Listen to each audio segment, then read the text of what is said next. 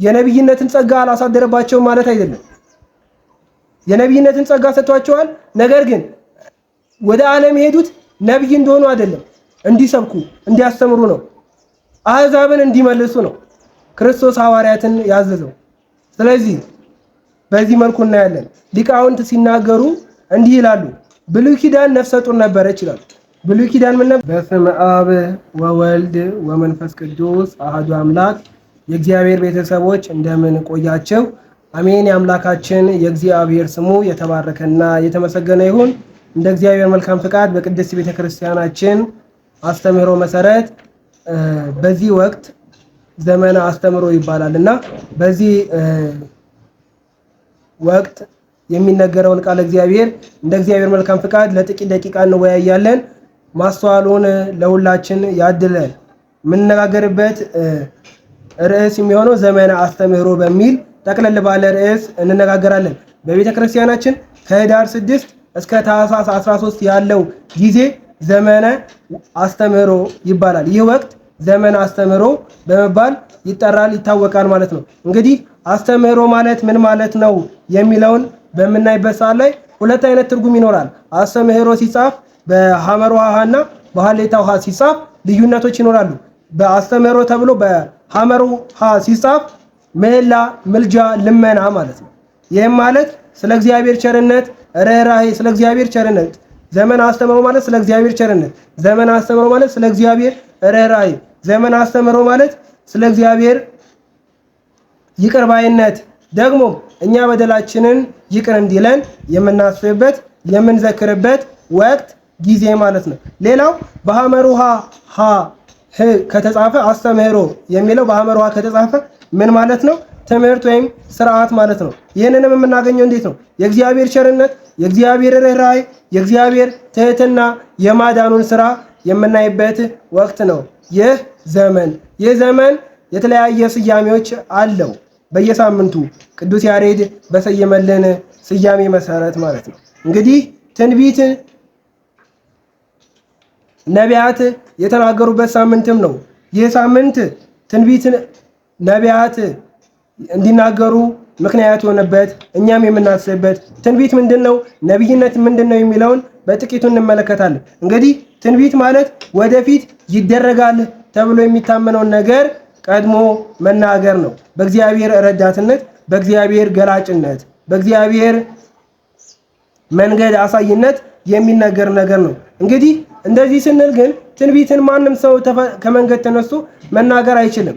ትንቢት ከእግዚአብሔር የሚሰጥ ትልቅ ጸጋ ነው ማለት ነው። ሁላችንም ተነስተን ነብይ እንሆን ማለት አንችልም።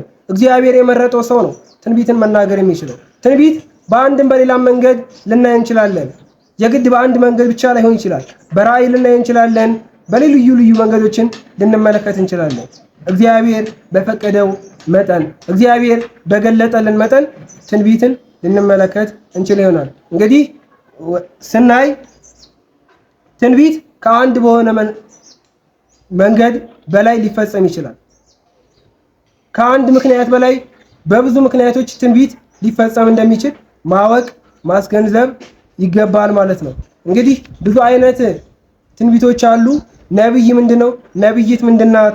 የሚለውን እንመልከት። ነብይ ማለት የእግዚአብሔርን ቃል ተቀብሎ የሚናገር ሰው። ነብይት ደግሞ በሴት ነው። መጽሐፍ ቅዱስ ላይ የምናገኛቸው ነብይት አሉ፣ ሴቶች ማለት ነው። ለምሳሌ ዲቦራ አለች። የእሷን ታሪክ የእርሷን ብቻ ሳይሆን የሙሴ እህት ማርያምንም የሌሎችንም ታሪክ እናገኛለን። የእነሱንም ታሪክ በኦሪት ዘጸአት ምዕራፍ 15 ቁጥር 20 ላይ፣ በመጽሐፈ መሳፍንት ምዕራፍ 4 ቁጥር 4 ላይ እንዲሁም ደግሞ በሁለተኛ ነገሥት ምዕራፍ 22 ቁጥር 14 ላይ ብዙ ጥቅሶችም አሉ። ነብይትን እናገኛለን። ዲቦራ አለች፣ የአሮን እህት ነብይቱ ማርያም እያለ በኦሪት ዘጸአት ምዕራፍ 15 ቁጥር 20 ላይም ይጠቅሳታል። ሌላው የነቢያት ዋና ተግባራቸው ምንድነው? ነቢያት ዋና ተግባራቸው ምንድነው ከተባለ የእግዚአብሔርን ድምጽ ለህዝቡ ማሰማት፣ ህዝቡ ንስሐ እንዲገባ፣ ህዝቡ እግዚአብሔርን እንዲያውቅ ማድረግ ነው። ይህ ካልሆነ በቀር ግን ሌላ ትርጉም የላቸው። እንግዲህ ነቢይ የእግዚአብሔር አፍ ይባላል፣ እስትንፋሰ እግዚአብሔር ይባላል። ማን? ነቢይ። ነብይን ናቅን ማለት ያናገረውን እግዚአብሔርን ናቅን ማለት ነው። ይህ ማለት ግን በሁለት ከፍለን እናያቸው እስኪ። ነብይነት በብሉይ ኪዳንና ነብይነት በሐዲስ ኪዳን። ነብይነት በብሉይ ኪዳን እንደ አንድ አገልግሎት ይቆጠር ነበር። ከአገልግሎት ዘርፍ አንደኛው ነብይነት ነበረ።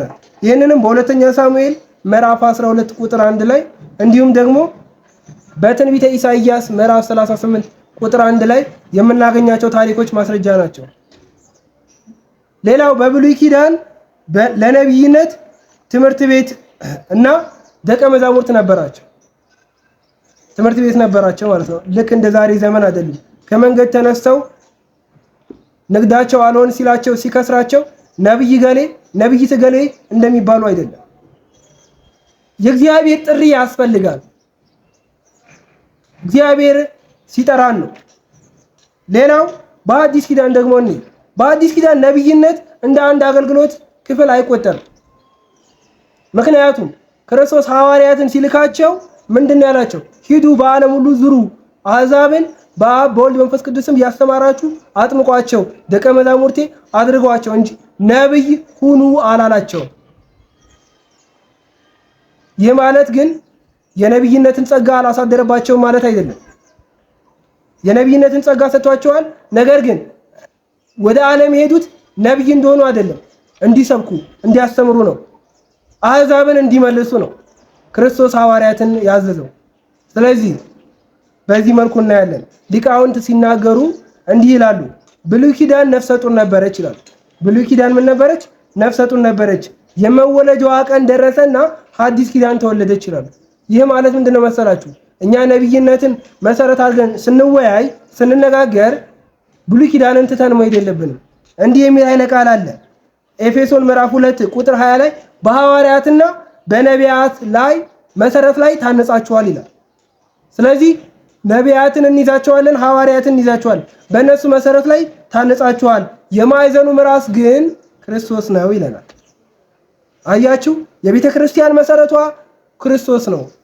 ማዕዘኗ ክርስቶስ ነው። ነቢያት ማዕዘናቸው ክርስቶስ መሆን አለባቸው። ማዕከላቸው ክርስቶስ መሆን አለበት። ስለ ክርስቶስ መናገር አለባቸው። ስለማን? ስለ ክርስቶስ። እንመጣለን። በዘመናችን ነብይ የሚሉ ሰዎችን እንመለከታለን። ስለዚህ የነቢያት ዋና ተግባራቸው ከነሱ ይልቅ እግዚአብሔር እንዲገለጥ ማለት ነው። ክርስቶስን መግለጥ ነው። ክርስቶስን ማሳወቅ ነው።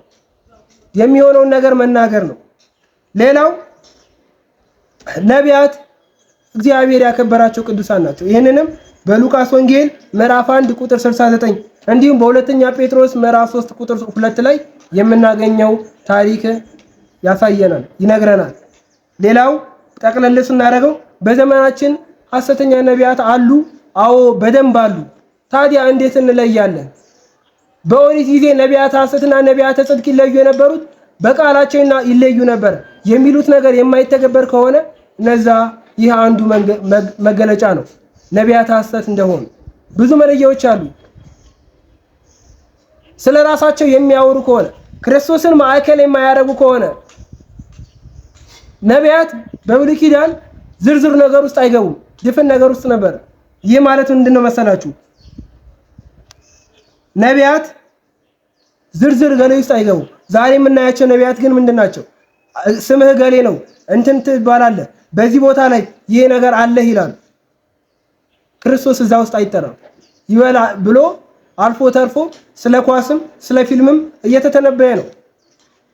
ነብይነት ግን ስለ እግዚአብሔር መናገር ነው። ማዕከሉ እግዚአብሔር ነው። ታዲያ ስለ እግዚአብሔር ካልተናገሩ ምኑን ነብዩ ነው ወገኖቼ?